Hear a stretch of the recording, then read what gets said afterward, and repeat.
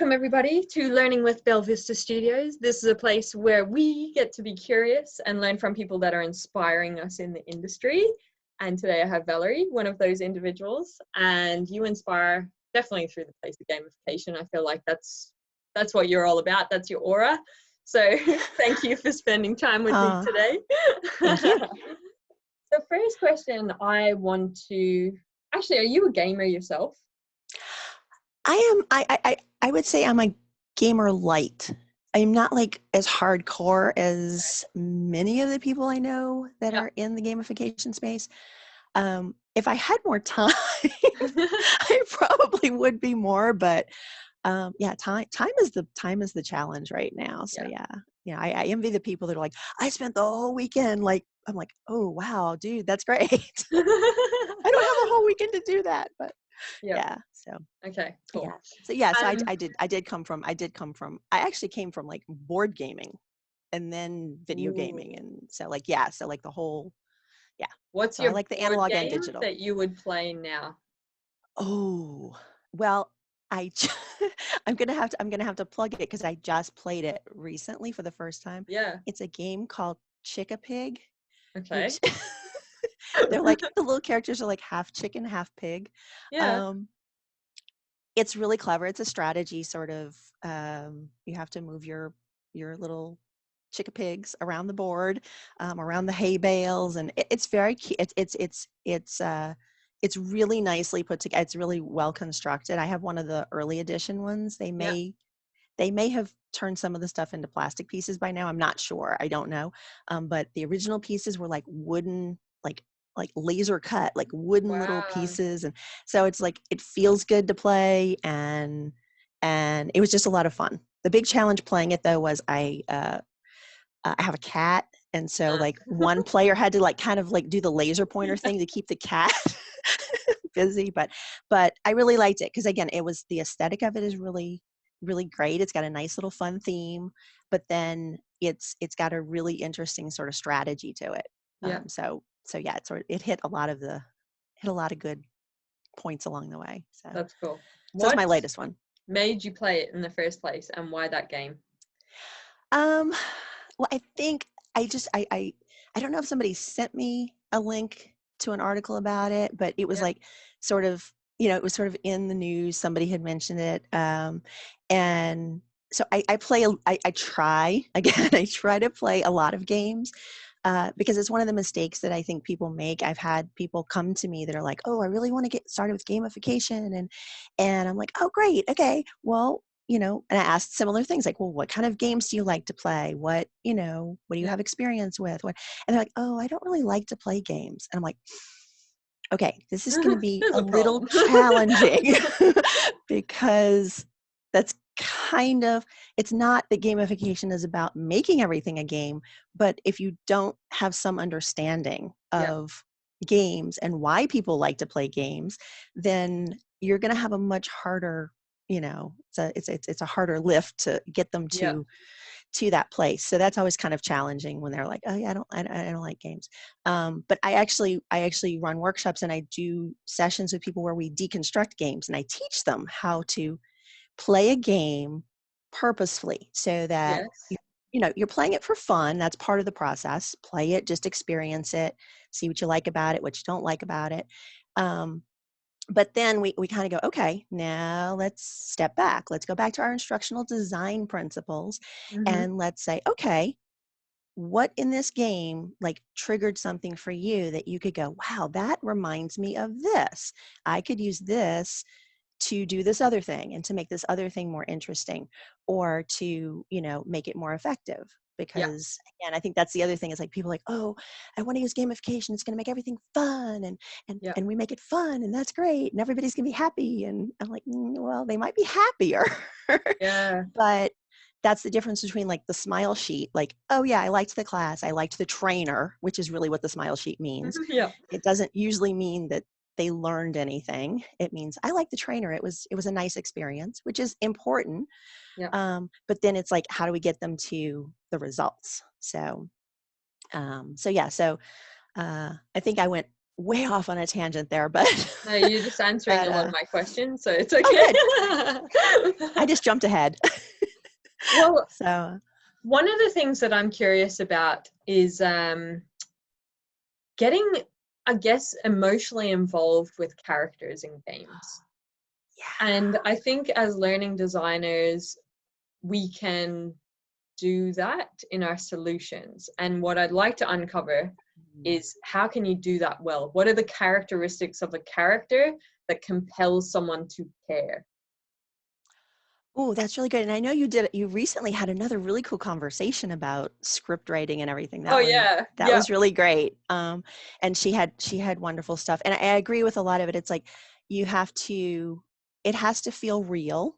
yeah, Um, you have to give them some reason to care.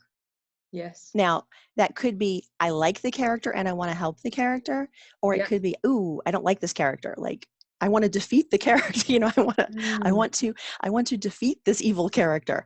You think about games a lot, the boss fight, like things are set up that, yeah, um, we don't always have to like the character. It's like a movie. You don't like all of the characters in the movie, but you may be very engaged with them.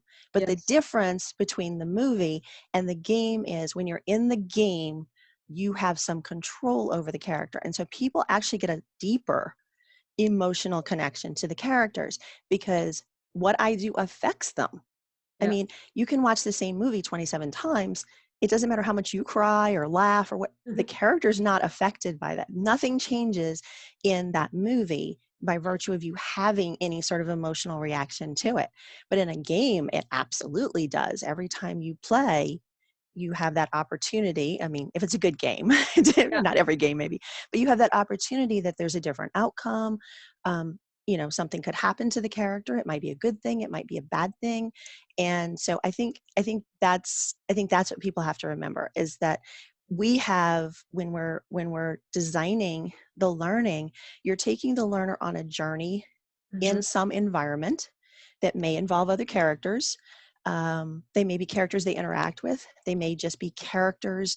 There could be a character that they're trying to help that yeah, you never actually interact with. So I think that's what makes it interesting, mm, is understanding that you are affecting this character. mhm, Um, and also just sort of then there's the other side. There's the taking on a character, taking on a persona of, in games, you build your avatar. One of the first things you probably do in most games, you mhm, build your avatar, and and the research shows that, like, the characteristics that you play as your avatar, even if maybe I design my avatar as a giant male, ogre. orc, yeah, whatever. Yep, And he's violent and he's whatever. But how I play him is still going to be related to who I am. You're going to see interesting. similar behaviors. So people who are competitive in the game space are competitive outside the game space. You Yeah, don't normally see you don't normally see completely different behaviors. You may see a different appearance. They may try to, because I may feel, and this is something else that you can do with learners a lot. Like, if the learners don't feel competent, they don't feel comfortable, you know, putting on that big ogre suit, so to speak, may help them to feel more confident or to behave in a slightly different way than they would have if you just had them in a classroom and yeah, they were themselves, and then they're a little shy and they maybe don't want to speak up. I mean, I was always the kid. I hated talking in class. I was like, really, I need time generally to process things. So I yeah, don't do well in that, like, what do you think? I'm like, ah! Like, it would make me really nervous. But if I'm in a game space where I have maybe some time and you have a little cover, yeah, it's often easier. That's the other thing. It's also often easier if you have the introverts, and if you have people who, um, maybe they need to process things a little longer or a little more deeply, or they like to explore a little more before they yeah. kind of answer the question or whatever. So it gives them, so I think both sides, the characters you're interacting with, but also your character. And then, of course, there's the third piece, which would be when you're designing to build those learner personas and those characters. I'm putting that Yeah. in the big air quotes. But you are building, I mean, you really have, I mean, I think that's one of the, probably the biggest, there's sort of a tie, the two biggest reasons that gamification projects fail. And one of them is that people did not respect who the audience is.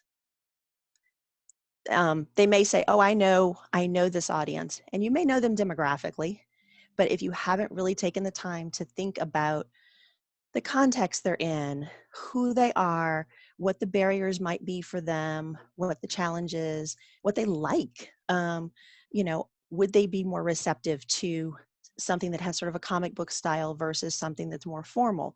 Like Yeah. you have to really think about what motivates them. And I know that's a challenge for people because they're always like, well, how do I know? Like maybe I'm designing for a third party. I have no idea who the learners are going to be. How am I supposed to do that? But there's still a lot of good, solid tools you can use from the gamification world to help you with that, because there's certain things that are pretty universal. Yeah. You know, autonomy, giving people choice, like, is always a quick win. That is always a great win. I've never seen that. Like not work on some level. So yeah, anytime you could give them like choice or something like that's universal. You don't have to know a whole lot about the people, Yeah. but if you design well and say, I'm going to design certain pieces that are more formal and Yeah. for people who kind of, I want to read the textbook, I want to Yeah. read the material, watch the video. And then other people who are like, I want to draw a picture. I want to explore, how I interact with this. So it can be, so I think there's the three pieces of the character, three Yeah, that's kind cool. of buckets or whatever. So Do you think learning is more effective if the character they're interacting with is good or evil? So if they want to help the character, if they want to squash the ooh. character. um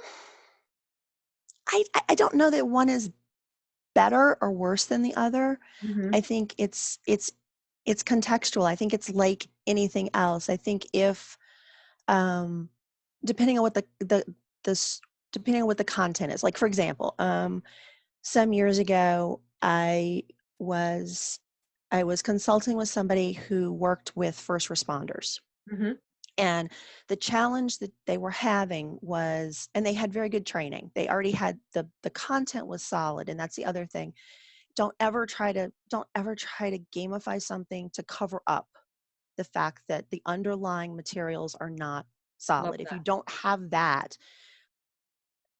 putting it, the lipstick on the pig or what, all the fun analogies or whatever, that's not going to help. But the back to the question that you asked me, and I totally lost my No, train of you're talking thought. about someone that you worked with first Yes. Oh, yes. responders, With and the they first had good responders. content.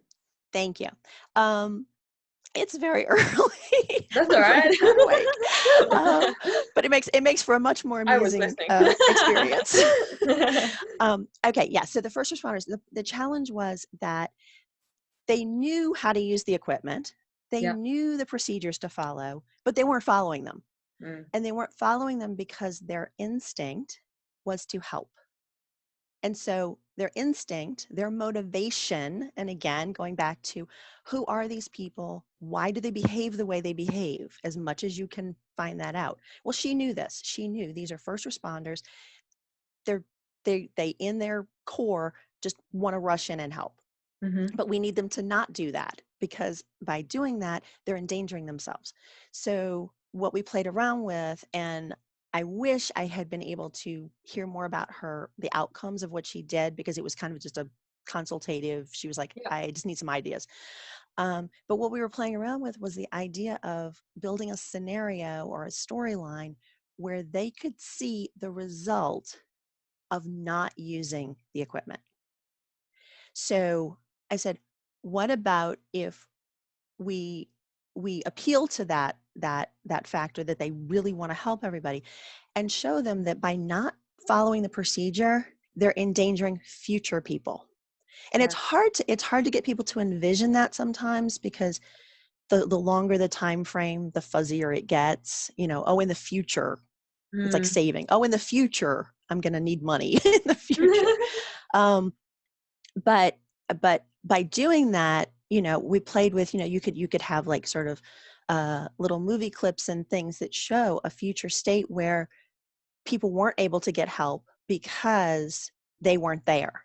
They couldn't be there because they were home, on disability because they had injured themselves and not able to help. So in that context, it was definitely, you had to play the good guy. There would be no evil villain there that would ever be as effective as playing to the heart of, being the good guy, of them being the good guy and whatever, and of the person that they're helping, being being a good person. It wouldn't benefit the story to say, oh, this was some evil person who had a heart attack on the street and you like had to go help. That doesn't help the story any. Yeah. But in other cases, if you were trying to create, I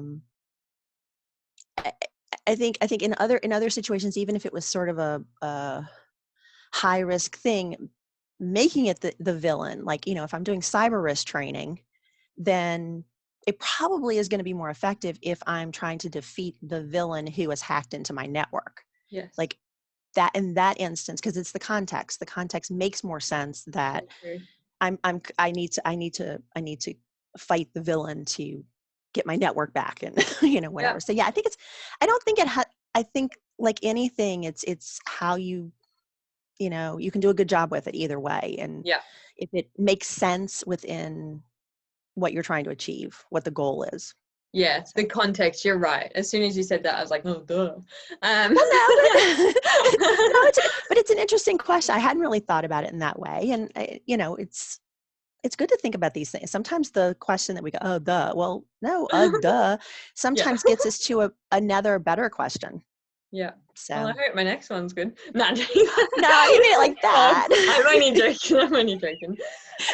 What's some more stories or examples like that around, this is a specific behavior we needed to change, and this is what we did? Well, we did one of the, probably I would say the largest scale project I ever worked on. Lasted about 2 years, and it only ended because we ran into an economic downturn and it got kind of cut.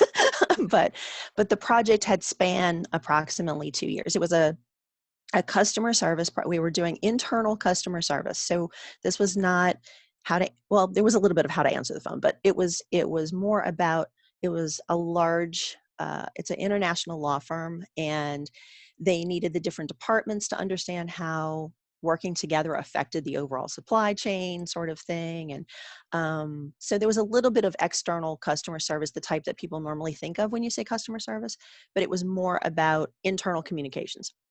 And so a couple of things we did that were really effective. And actually, I have a case study somewhere. I'll send it to you later, and Cool. you can whatever look at it or link it or something. Whatever we do with content these days.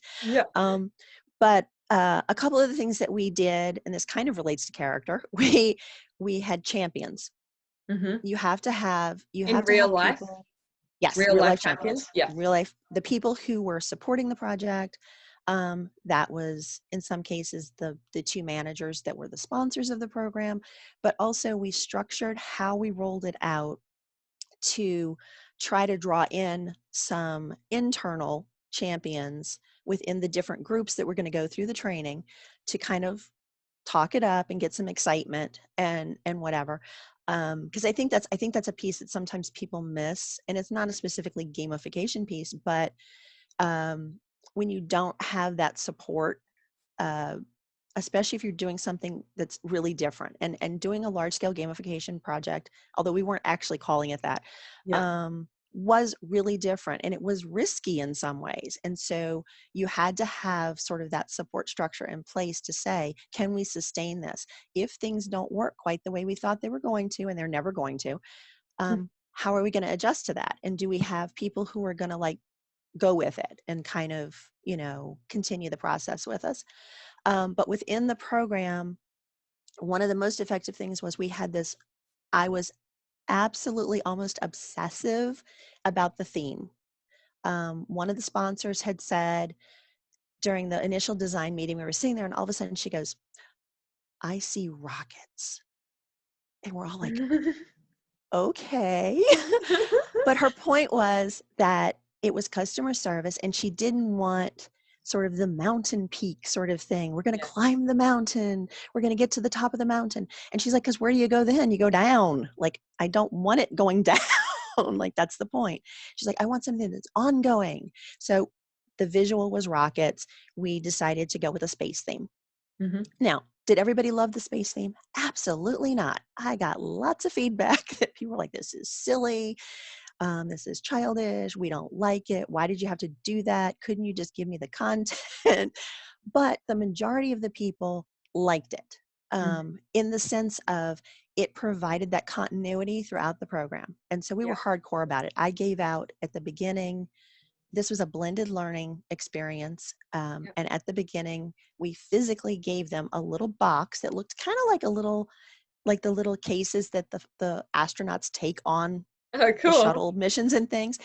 So a little white box, and inside we had Milky Way bars and Starburst candies, and Awesome. like, I mean, it was like, I'd be it on truly board. was like obsessive. Yeah. We onboarded you. Like, this Yeah. is your invitation to join the flight crew, and everything. The language was all, you're on a flight crew. You're not in a class. You're on a mission. This is our mission. We had checklist like the astronauts would have, Yeah. which truly, it's another simple thing, but it made probably more difference than a lot of the other things, because the program was originally created in one platform because we Mm-hmm. worked with a vendor, and then halfway through the program the vendor closed and we had to repackage it, which was a blessing because that gave us a nice opportunity to do that thing that most learning designers say they're going to do and never do, which is go back and redesign it and clean up things and see what was working, take the feedback and really apply it. So it turned out what originally I was like, oh my gosh, what are we going to do? Like, we're in the middle of this huge project and now I have no platform. So we had to scramble and do that, but it really did turn out to be well. And one of the things that I changed was how the material was presented to them. Was they had lots of these checklists, because a lot of the content they could do out of order, and which is another very game-like thing that I think is not used as effectively as it could be in learning sometimes. That everything doesn't have to be linear. Like, let's stop with the click next, click next, click next, click next. Like, Yeah. let them go and do things and come back to the e-learning. Everything doesn't have to be self-contained in the e-learning. Like, Yeah. the e-learning can be the place where they come to get Yeah. sort of their bearings, and then send them off on, like, these little side missions and whatever. So Yes. that's what we did. So they would go off and they would do these different activities. Some of them were solo missions, some of them were group activities. So again, we were building in all of those behaviors that we needed them to exhibit in Yeah. real life, but doing it in a slightly more fun way. And so I think that was but just having the theme tied all the way through, just, it really helped them to stay in the moment, to kind Yeah. of, okay, it helped me to kind of see the process. So that was definitely one of the huge ones. We did have within it, we did have some competition. We did Okay. have mostly collaboration, though, because of the nature. Again, the subject matter was teamwork and communication. Like, you don't want to make that into a huge competition. But we did acknowledge that, a little friendly competition doesn't hurt. We had, again, individual competitions and team competitions. So again, that helped with the collaborating piece, because people had to work together to do Yeah. that. What was We those specific kind of quests or challenges that you did with the groups? Well, the team competition was really at the end. We had an in-person session where they broke into teams and we did sort of a content review, Yeah. game show kind of, Yeah. kind of competition throughout the course, the smaller things were generally more of a pair and share sort of. We had some sort of pair and share things that they had to go and do together, and then come back and report on how that went.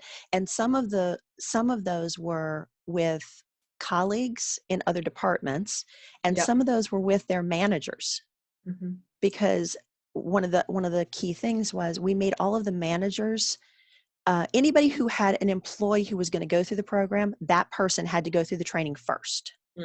They were in the first flight crew. So we had all the managers and supervisors and various levels, so that they understood the process, and they got some coaching on how to have those collaborative conversations with their employees. They were given worksheets and they were given guidance.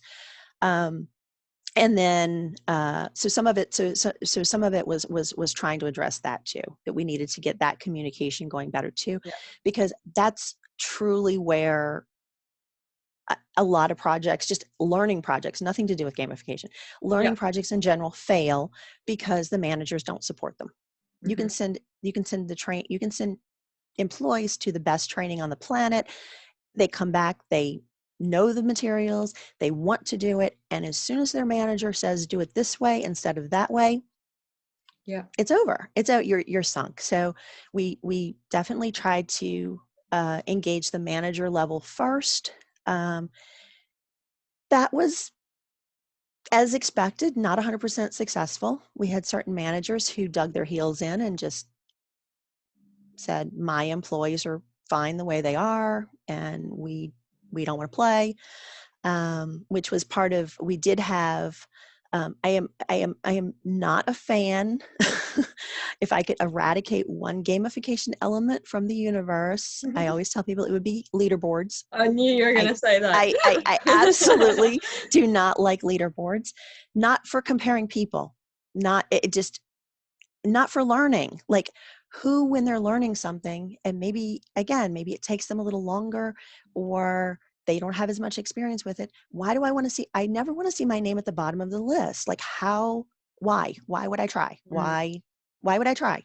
I mean, there's ways to do leaderboards that are better, but in general, unless you're doing sales training, I mean, salespeople their lives are leaderboards. Let's face it. It's like, did I make my goal? KPIs, Yeah. It's like, I can see it in certain places, but not for most learning type things. So, but we did have 2 leaderboards in this course. One was hidden. It was basically the grade book. It was where I tallied up all of the activities that they did. They got points for different activities. And then at the end, we did award a couple of, we awarded like the flight crew captain for whoever was like the top scorer in the course, and the like first officer or whatever. So, so they did get gift cards. It wasn't the best, but it was kind of within what we could do. So we did have that leaderboard. They never saw that leaderboard. The participants never saw that one. I would send out announcements with the various weekly messages and things, and I might say, well, Kim's really, she's zooming up, she passed, 3 people last week on the leader, but nobody ever asked me to see it. Honestly, I never had anybody who was like, I want to see my score. Like, they didn't care. You had the people who were super competitive, who generally in the beginning, the first session, they would be like, I'm winning this. And you were like, okay, we know that we know they're going to do it. But the second leaderboard was really kind of interesting because it was public to the managers. Okay. And it was a leaderboard that showed the participation level of their employees. Because no shame there. I want the peer pressure of, I want the senior manager who's sponsoring this program to see that some of these managers are not engaged with us. They have checked out of this. They're not supporting their employees, and they're not supporting the mission. They're not supporting this project. And you need to know that, because, it's like, so I think you can, you can play with them and they're okay, but of limited, they're of limited use to me personally, but Yeah. that's just me. How did you get people, because it's a blended learning solution, sounds like there was quite a lot of on-the-job stuff, which is quite cool.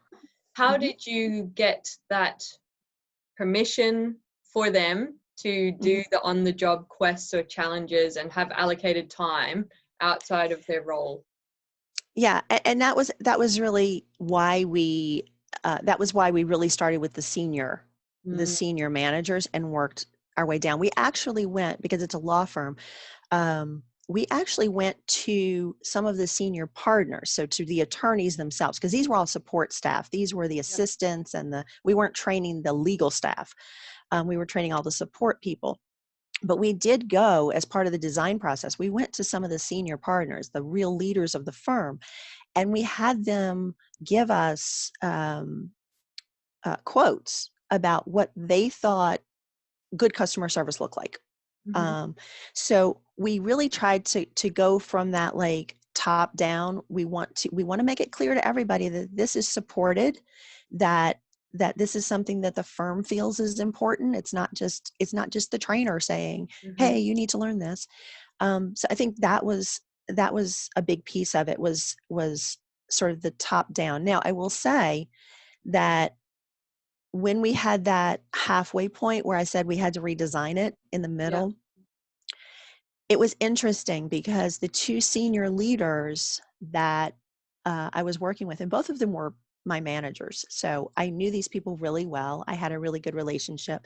And that's another thing that really helps when you're trying to do something kind of wacky and different, is the trust factor. Like, people will be more willing to kind of, clients will be a little more willing to let you explore a little more and be a little more creative usually than somebody that you're working with for the first time. But in the middle, when we had to kind of have that moment of what are we going to do, one of them was still very hardcore with, I am all in.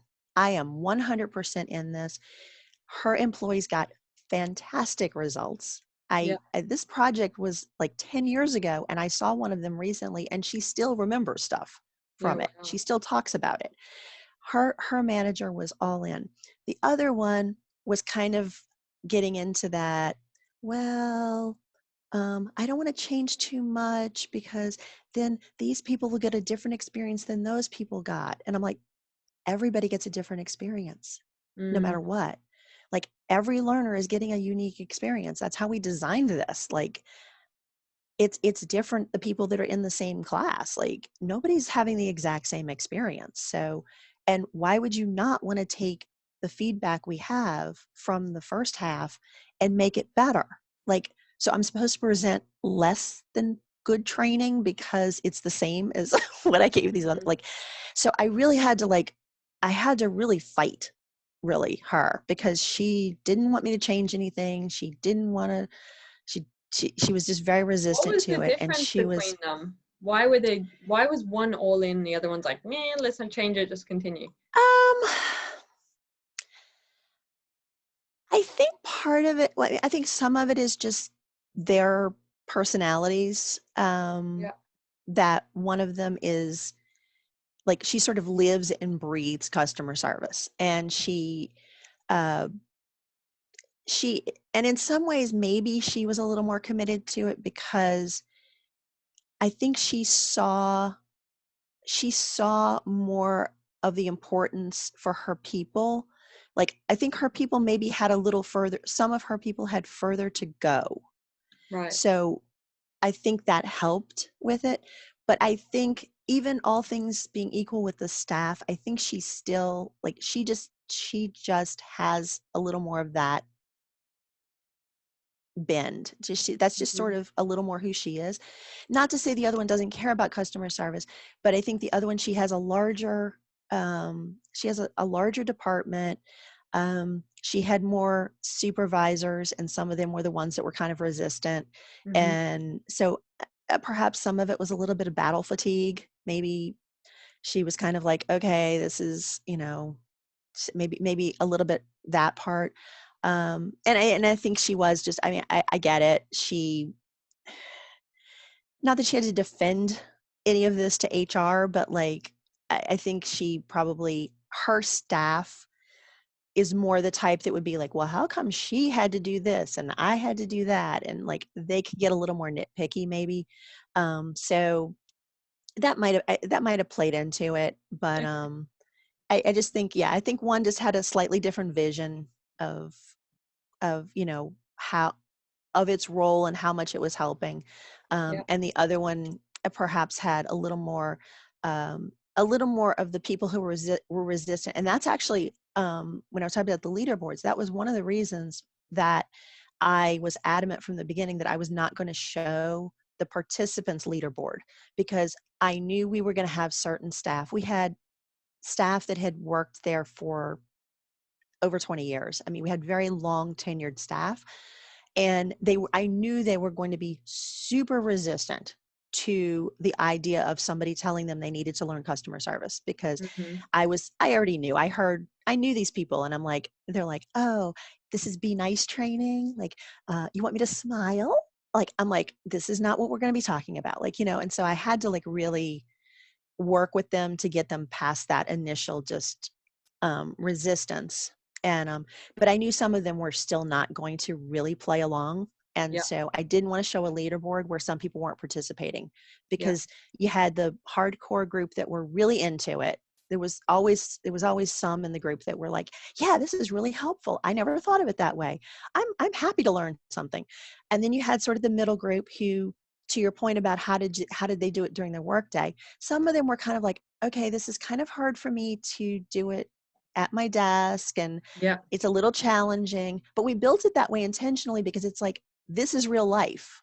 Yes. Like, if I put you in a classroom and I teach you this, and then you have to go sit at your desk and you can't do it because you have no experience in that context, it's not going to make sense. So we did intentionally have some activities that, like, you're going to have to work with your team members and say, hey, I really need 15 minutes to watch this video or to do this Yeah. activity. Can you answer the phone for me? Like, that was part of the training. Like, we kind of did that intentionally. Yeah. So you had the middle piece that, like, I was very protective of them. I didn't want them to see that there were people, I knew they kind of would know, but I didn't want to put it in their face that some of their coworkers were not participating, because Yeah. then if I'm busy and she's not doing it, like, well, why am I doing it? Yeah. Why am I making the effort to try to do it? So Interesting. yeah, so it was not an inconsequential navigation, and it was challenging because when you're working with attorneys and Mhm. they are just like in your face, like, do this now, do this now, do this now, and somebody wants to put on their headphones to listen to something or watch a video or something, it was challenging for them.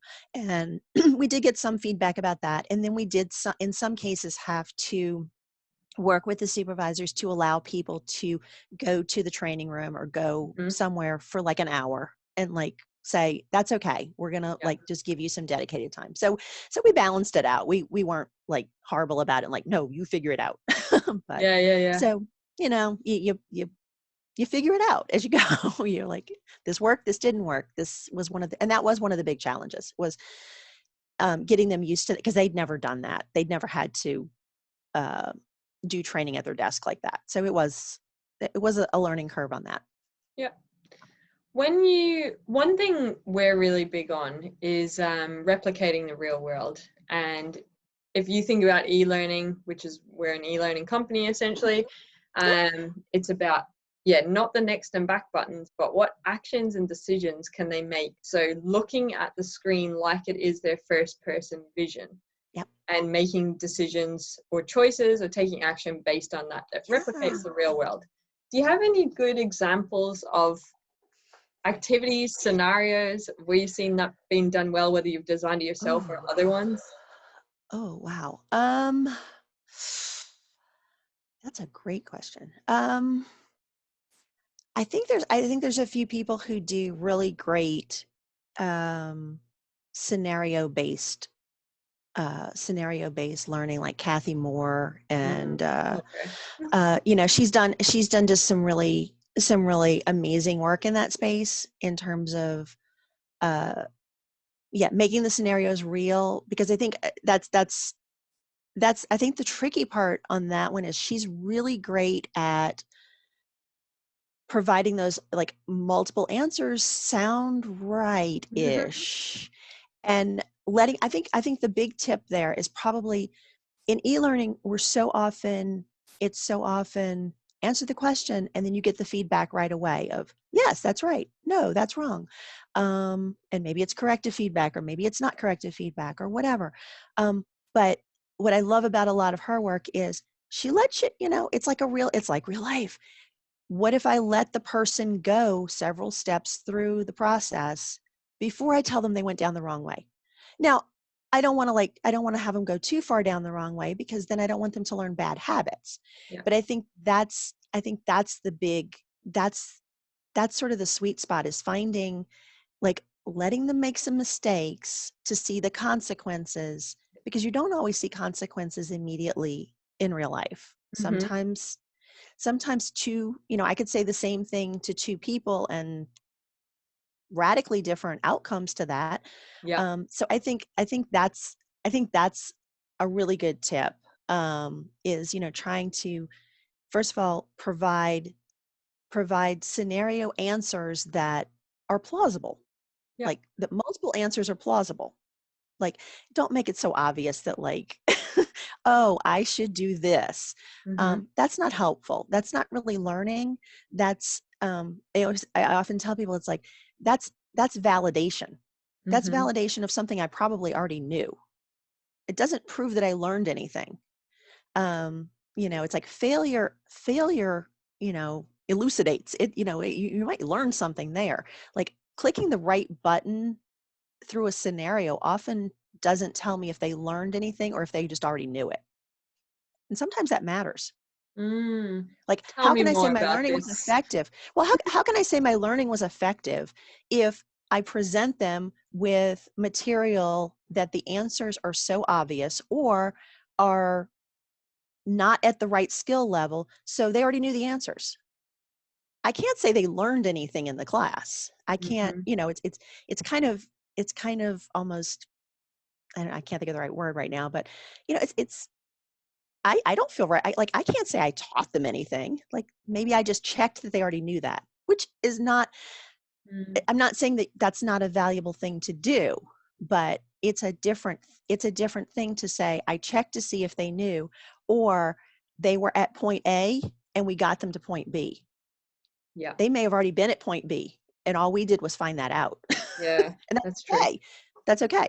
And that's what pre-tests are for. I mean, if somebody's already at point B, why am I going to make them sit through the training other than compliance and crazy answers like that? Yeah.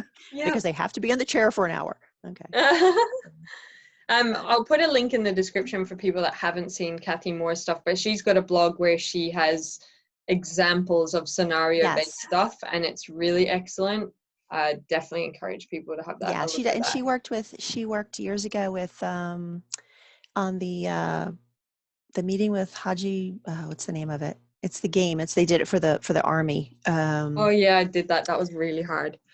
It was really amazing though, right? But I Oh mean, that's the yeah, but point. like you It didn't was, feel like you were learning, and you have to go like, yeah, yes, in terms of like delayed feedback and stuff, like yes, wow, yes, it was yes. incredible. It was. And actually, I talked to Doug Nelson that did that, at a conference, and one of the things he talked about was, I asked him, I said, what was the replay like? How many people? He's like, the people that got it right on the first time replayed it. That's when you know. Like, that's Crazy. when you know. They're like, because I want to know what I could have done wrong. Yeah. Like, that was like, how many times? I mean, I'm sorry, I don't know too many people that have developed e-learning that when somebody got to the end and they saw 100%, ding, I'm good, said, let me go back and see how I could have messed up. Like, that just doesn't happen normally. And when, I played it, and like I said, I went through a session with him and he talked about how they put it together. And that's the brilliance of it, is it's vague. There's some discomfort. It's not all really obvious. And I think if people look at Kathy Moore stuff and that kind of stuff, it really, I mean, there's other people who do it really well too. Her name she's been doing it and Yeah, doing do it you have so any well for other so long. people that you could recommend? Because her name comes up every single podcast, I Yeah, swear. yeah, yeah, yeah. But she is incredible. Yes. Oh my God. Now my brain is like going. I have two people in my head. I can picture them, and I'm like, Cinecraft, Dan Kekkan. I'm not sure I'm saying his name right. It's Keckan. I can't say his name right now. Okay. His company builds scenario based things, and he actually has a really good um, seven point a little ebook sort of thing about like the 7 principles of good e-learning and things. Yeah, cool. It's really quality. It's really awesome stuff. A Yeah. lot of the stuff it touches on a lot of the sort of things we've been talking about making it relevant and interactive, and Yeah. he's got some really good stuff. And oh my gosh, her name is just like escaping me. She's Canadian. I'm like, oh my God, I feel so terrible. I'm like, It's okay. it'll come to me We'll later. erase It'll it come to from me your later. memory. Yeah. Yeah, it'll come to It me never later. happens. I feel bad. I feel bad. But yeah, and I think that's, and again, that goes back to the whole gameplay thing. It's like, when you play a game, you're going along with the character, and then sometimes you're like, oh, I shouldn't have done that. Like I've gone down the bad Yeah. road here. And so yeah, anytime you can like you said, the key is bring it as close to real life as you can, because otherwise, not that learning doesn't transfer from one environment to the other, but you want to make that journey as short as possible. I don't want to make them Love that. make that leap if I Mhm. don't have to, just kind of shorten the road for them a little bit. Yeah. But Love that. I think that helps. I think as L&D instructional designers, learning designers, it can be very easy to just fall into the mold Mhm. of I've done a project like this before, I'm going to solve it the same way or replicate it. Do you have any Yeah. strategies, or maybe you have games that you play to shake it up and just inspire yourself to look at it from a different perspective and do it differently? Yeah, I mean, I think that's what, well, I tell people, like, I know lots of people work in places where they have templates or they have things that Mm-hmm. they have to use, that there's corporate branding or there's whatever. But Yeah. I always tell them, it's like, the template is a container. They don't tell you what to put in the container. Mm. So always think of it as what it is. It's a container. And just like any container, you can put water, milk, a soda, like you can put whatever in that glass. Like, Yeah. so, just like, I'm always trying to, like, a dear friend of mine always kids me that instead of my branding being Valary with a Y, it should have been Valary with a Y not, because I'm always like, well, why not? Why can't you do that? Why can't you try that? Because it really, I think we do. So I really do. That's the first thing. I encourage people to kind of step back from it and kind of go, limitations can actually be the best jumping off point for creativity. They Yeah. really can. It's like, it's much easier. Okay, I have a template. I already have the container. It's better than a blank piece of paper. I can do anything. Like, that's Mm-hmm. overwhelming. So I also tell people, I have sort of my 4, I call it the game plan, because it's Mm. easy for me to remember and it's easier for me to tell Yeah. people. You always want to go back to what is the goal, because even if the project looks the same, there's a lot of similarities to it. It may or may not, it probably does not have the exact same goal. So what is the goal? Mm-hmm. Where are you trying to get them to go? What is Yeah. the result you're going for? How do you know they've gotten there? Because if you don't know that answer, that's probably, along with not respecting your audience, that's the other piece that causes projects to fail. All types, gamification, e-learning, whatever. Yeah. If you don't know where you're going, you're not going to get there. You might get them somewhere, but so that's the first piece, is go back and be very clear about what your goal is. That's the anchor that you always come back to. Does this match the goal? Does this help the goal? The next piece is that audience piece. Like, who are they? How am I going to get these people? Because it may not be the same people. It may be the same course, but Mm-hmm. it's different people. So So look at that. Say, okay, now that I've gone back to my goal, who are the people? And I'm sort of like bullseyeing it. Like, okay, so Yeah, who I'm are following. those people?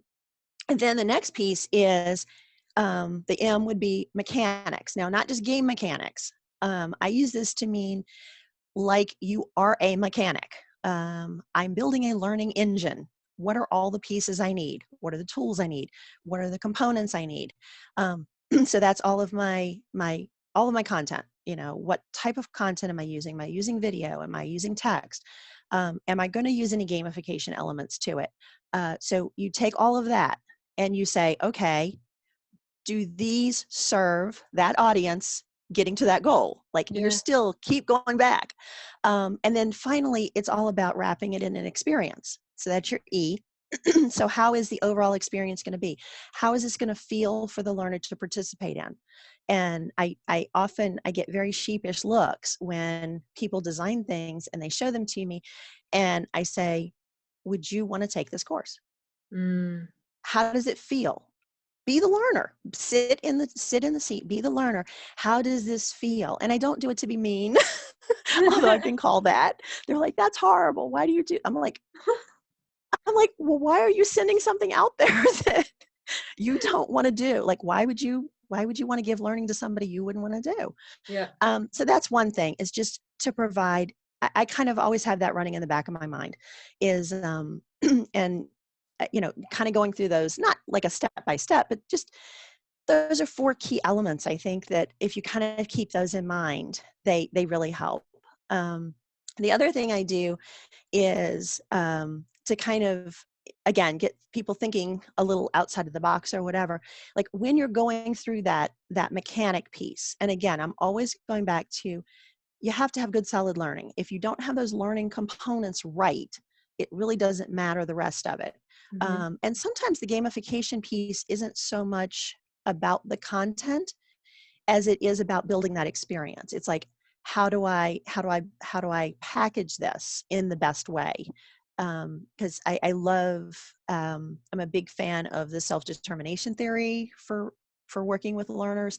Okay. And Edward Deci, he has a great quote, which I'm probably butchering right now, but basically he talks about how asking how we're going to motivate people is the wrong question, because you can't motivate people. What you can do is create an environment in Mm-hmm. which they are motivated.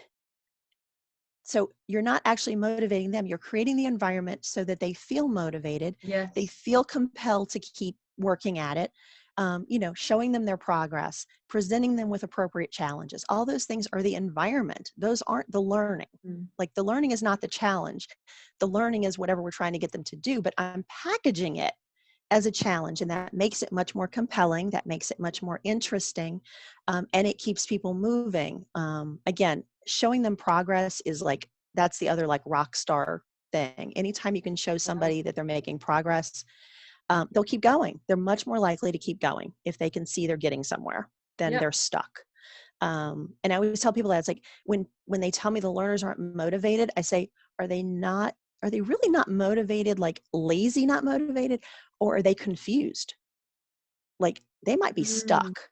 And like, especially adult learners, it's very hard for people to say, I don't know, I don't understand, I feel I'm not competent with this.